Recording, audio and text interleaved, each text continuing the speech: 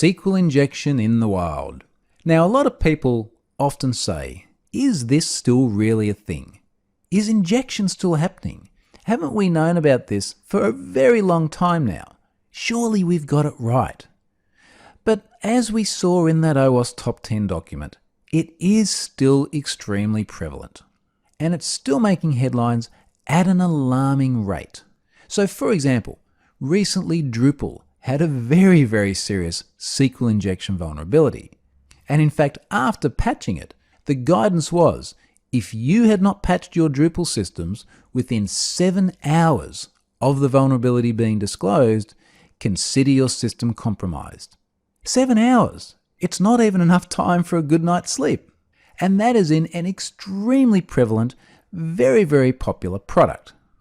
Another one we keep seeing SQL injection risks in is WordPress, and in particular in WordPress plugins.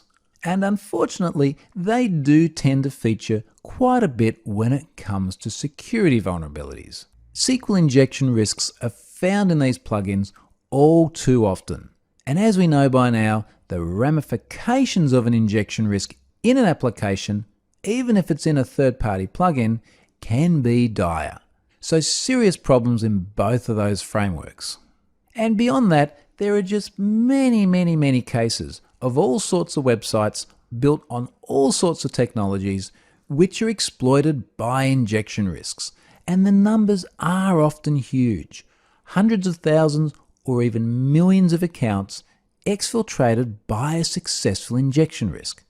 And it can be just as simple as someone having found the risk by a Google search and then using an automated tool to simply suck all the data out. So hopefully this gives you a sense of how real world and still relevant this risk is. It unfortunately is not a remnant of a bygone era. It's out there today, it's in a huge number of websites, and it's being actively exploited.